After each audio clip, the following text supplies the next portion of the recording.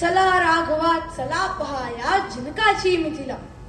मुनिजनांचा आग्रह श्रीरामांना मोडवला नाही.